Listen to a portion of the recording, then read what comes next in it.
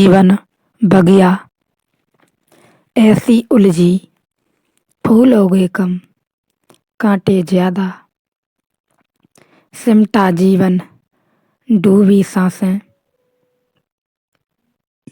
आना है तो अब भी आजा। यदि आपने अभी तक अंतिम अध्याय नहीं देखा है तो कृपया करके अंतिम अध्याय देखें।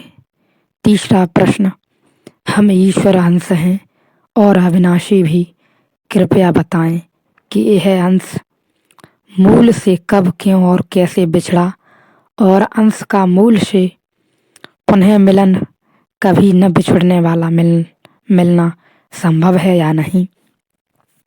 यदि संभव है तो अंश को मूल से मिला देने की कृपा करें कि बार बार इस कोलाहल में आकर भयभीत न होना पड़े। देखें, फर्क अभी एक प्रश्न था, वह अनुभव का था, वह प्रश्न शास्त्रीय है। हम ईश्वर अंश हैं और अविनाशी भी, यह तुम्हें पता है, सुन लिया, पढ़ लिया और अहंकार को तृप्ति देता है। मान भी लिया। इससे बड़ी अहंकार को तृप्ति देने वाली और क्या बात हो सकती है कि हम ईश्वर अंश हैं, ईश्वर हैं, ब्रह्मा हैं, अविनाशी हैं। यही तो तुम चाहते हो, यही तो अहंकार की खोज है, यही तो तुम्हारी गहरी से गहरी आकांक्षा है कि अविनाशी हो जाओ, ईश्वर अंश हो जाओ, ब्रह्म रूप हो जाओ, सारे जगत के मालिक हो जाओ। हम ईश्वर अंश हैं और अविनाशी भी, ऐसा तुम्हें पता है। अगर तुम्हें पता है, प्रश्न की कोई ज़रूरत नहीं। अगर तुम्हें पता नहीं है तो यह बात लिखना ही व्यर्थ, फिर प्रश्न ही लिखना काफ़ी है। कृपया बताएं, अंश मूल से कब, क्यों और कैसे बिछड़ा।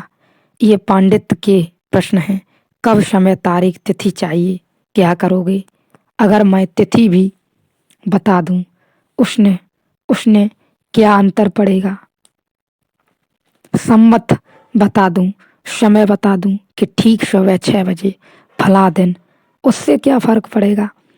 उससे तुम्हारे जीवन में क्या क्रांति घटेगी, क्या क्रांति होगी, तुम्हें क्या मिलेगा।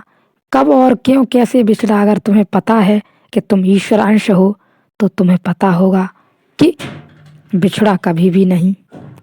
तुमने बिछुड़ने का सपना देखा, बिछड़ा कभी भी नहीं, क्योंकि अंश बिछुड़ कैसे सकता है। अंश तो अंशी के साथ ही होता है। तुम्हें याद भूल गई हो, बिछड़न नहीं हो सकती, विस्मृति हो सकती है, बिछड़ने का कोई उपाय ही नहीं। हम जो हैं वही हैं, चाहे हम भूल जाएं, विस्मरण कर दें, चाहे हम याद कर लें। सारा भेद स्मृति को और स्मृति का है। मूल से कब, क्यों और कैसे बिछड़ा। बिछड़ा होता तो हम बता देते कि कब, क्यों और कैसे बिछड़ा। बिछड़ा नहीं। रात तुमने सपना देखा कि सपने में तुम घोड़े हो गए। अब सुबह तुम पूछो कि हम घोड़े क्यों, कैसे, कब हुए। बहुत मुश्किल की बात है। क्यों घोड़े हुए, हुए ही नहीं। पहली तो बात, हो गए होते तो पूछने वाला बचता, घोड़े तो नहीं पूछते। तुम कभी हुए नहीं, सिर्फ सपना देखा। सुबह जागकर तुमने पाया कि अरे खूब सपना देखा। जब तुम सपना देख रहे थे तब भी तुम घोड़े नहीं थे, याद रखना। हालांकि तुम बिल्कुल ही लिप्त हो गए थे इस भाव में कि घोड़ा हो गया। यही तो अष्टावक्र की मूल धारणा है।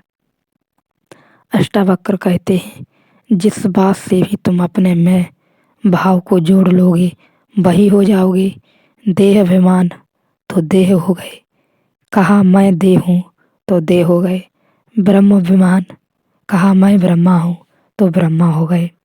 तुम जिससे अपने मैं को जोड़ लेते हो वही हो जाते हो। सपने में तुमने घोड़े से जोड़ लिया, तुम घोड़े हो गए। अभी तुमने शरीर से जोड़ लिया तो तुम आदमी हो गए, लेकिन तुम हुए कभी भी नहीं हो तो तुम वही, तुम जो हो सकते, कैसे हो सकते। तुम्हारे स्वभाव में तो कहीं कोई अंतर नहीं पड़ा है।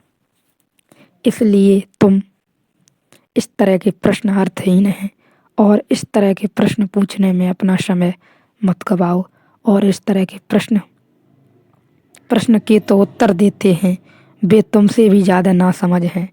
जहन फकीर बोकोजू के जीवन में उल्लेख है, एक दिन सुबह उठा और उठकर उसने अपने प्रधान शिष्य को बुलाया और कहा कि सुनो, मैंने रात एक सपना देखा, उसकी तुम व्याख्या कर सकोगे?